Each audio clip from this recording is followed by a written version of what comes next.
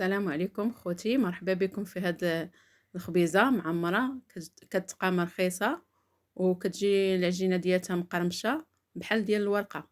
هانتوما شوفوا الورقة كيفاش كتجي رقيقة وما كتجيش غليظة بزاف، كتجي غزالة والحشوة ديالتها لذيذة ومعلكة. نتمنىكم تتبعوا معايا. بسم الله.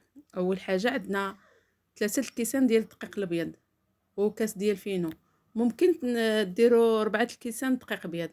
انا كنبغي ندخل فينو في العجينه باش كتجيني واقفه شويه، اما الا درتو الدقيق ابيض بوحدو راه كتجي مقرمشه اكثر، تجي غزاله.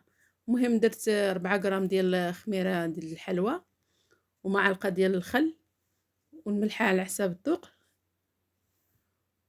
غادي ندير نص معلقه صغيره ديال السكر. هاد السكر كيعطيها اللون غزال، و3 المعالق ديال الزيت.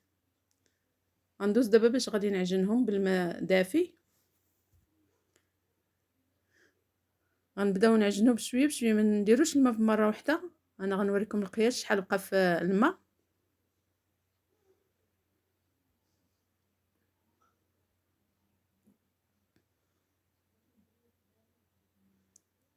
غادي نبقاو نجمعوا فيها بهذه الطريقه، ما نكثروش الماء، نبقاو غاديين معاها بحال هكا باش كتوصل لهذا القوام صافي. والماء درت نص لتر بقى فيه تقريبا كاس د العنبه. المهم على حساب الدقيق اللي كيشرب واللي ما كيشربش، ديما ما تجيش وديروا بمره واحده.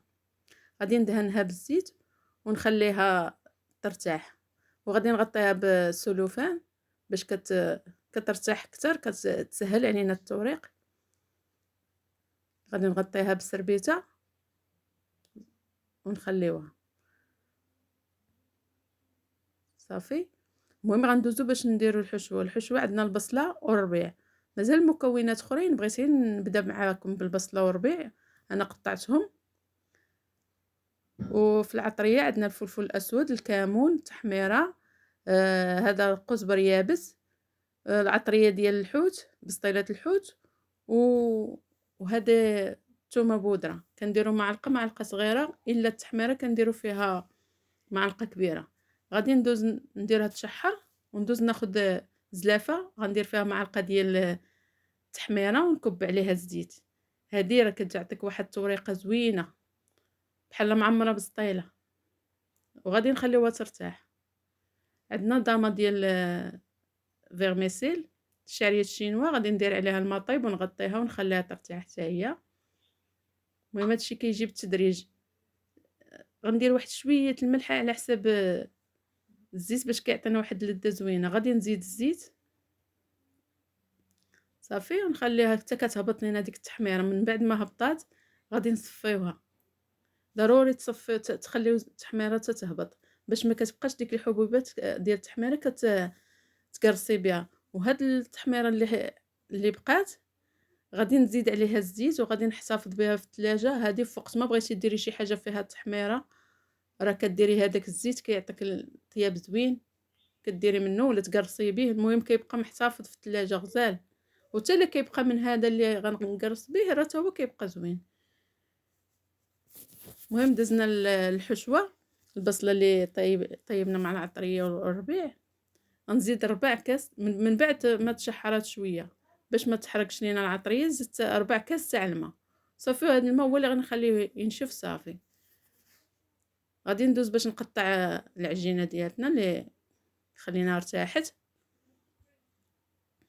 غادي نقطعها على 4 والخبزات يكونوا متساويين. المسمنات اللي غنديروا يكونوا المهم قد هذه سي غنقسمها على هذا الشكل باش كيجيونا شكل قياس واحد باش تجينا المسمنات متساويين. هذه جاتني صغيره، غادي ناخذ من الكبيره اللي قطعت كبيره غناخذ منها شويه. هي هذه كنرجعوا كناخذوا منها غير شويه وكنرجعوها هكا صافي. المهم غادي نساليوها، غادي نخليوها ترتاح، نغطيوها بالبلاستيك باش تسهل علينا التوريق. نغطيوها بالبلاستيك وندوزو للحشوه. الحشوه هي نشفات. غادي ناخذ هذا جبن كريمي، اي جبن تقدري تخدمي به، يا اما مثلث كديري 3 فرماجات، يا اما مربع كديري 2 فرماجات مربعين، الا متوفر عندك جبن كريمي كديري معلقه، كيعطينا واحد التعليكه غزاله. وهذه بواطه ديال الطون بالزيت، كنزيد واحد شويه تربيع هكا، معلقه تربيع صافي. كندخل هاد المكونات مع بعضهم صافي، وغندوز باش نبدا نقرص مسمن. قبل ما نقرص مسمن غادي ناخذ هاد الفيغميسيل اللي خليتها كترقد، صفيتها حتى نشفات، كنقطعها قطع صغيره على هاد الشكل. المهم غادي نكملها في التقطاع ونخلطها مع بعضهم هاد الشكل باش كتدخل لينا الفيغميسيل فيها العطريه. كتجي هاد الحشوه معلكه وغزاله صراحه، ما كيعرفوش شنو فيها في التعميره، ولكن راه كتجي زوينه. المهم عندنا الزيت وهذا مايزينا، غادي نبداو نقرصوا الخبز ديالنا مسمنات.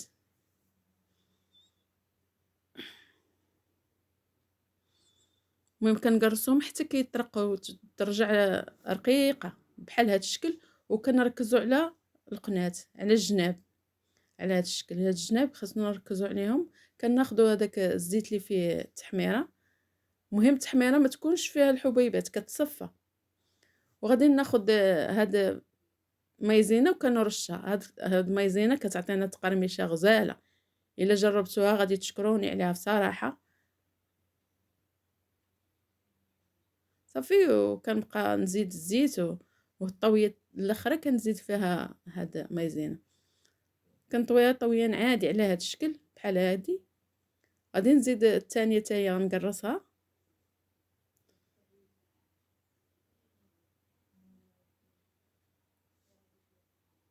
من بعد ما غنكملها في التقراص كامله حتى هي غادي نرققها بحالها، وغندير عليها المايزينا والزيت. هاي ما كنخليهاش مايزينا، نخليها محبه بحال هكا كنسرحوها. المهم درت غندير وحده على وحده على هذا الشكل. صافي العجينه عندنا مورقه وغزاله كتجي. نزيدها شي شويه الزيت. الا لاحظتوا هذه راه بلا زبده، ما درتش فيها الزبده وكتجي مورقه، تجي غزاله.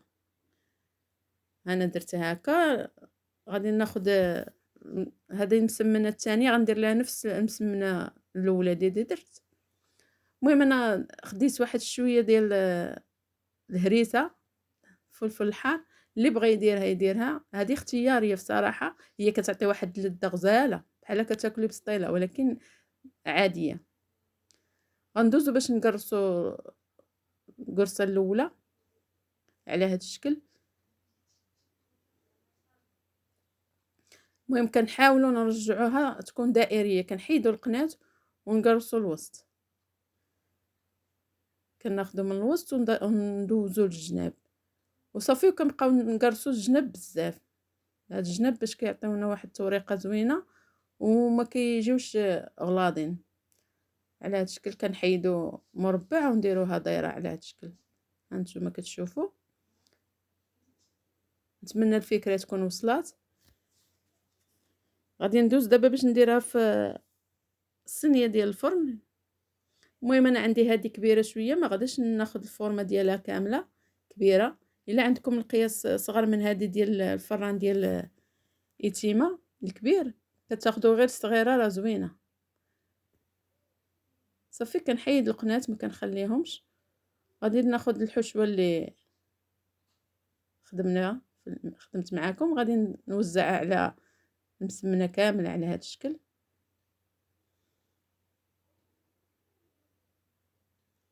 كتجي مع داك الطون والحرور والبصله، وهذا كتجي رائعه هاد المسمنه.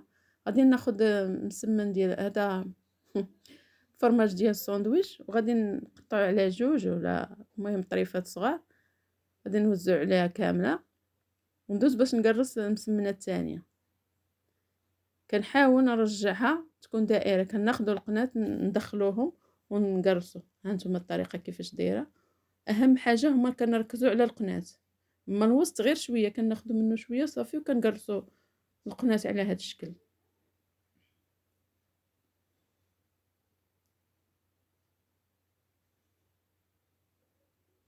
المهم كنحاولوا نرجعوها دائريه.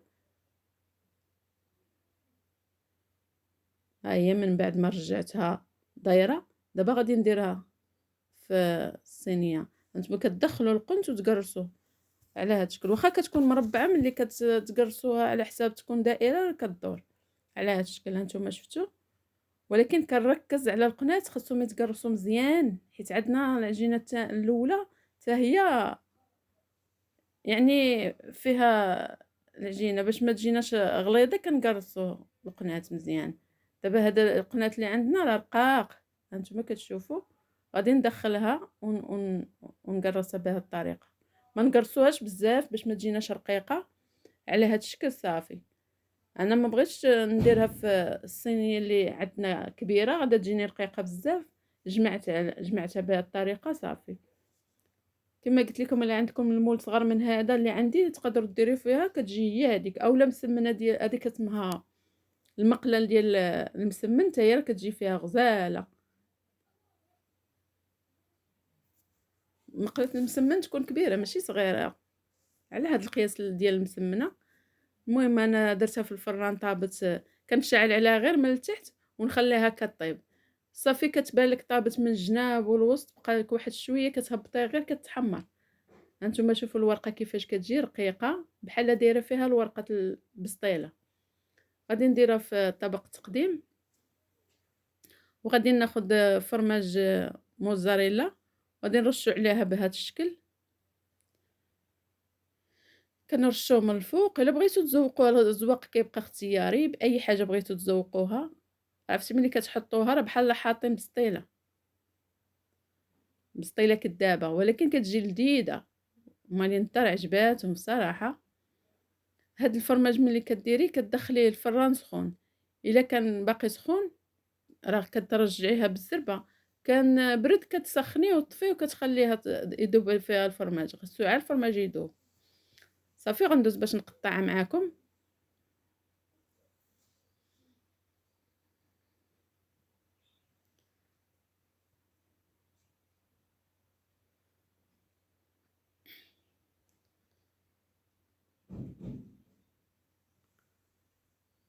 المهم هذه هي المسمن اللي قطعت بهذا الشكل. ها هو كتجي يعني عامره وغزاله، تقدر تنفعك في الكوطي، تنفعك في الفطور في رمضان. كتجي رائعه ما كتمحنيش بزاف فيها، دغيا كتوجد وعندك ما تعطي لوليداتك ولا الاسره، يعني غزاله كتجي.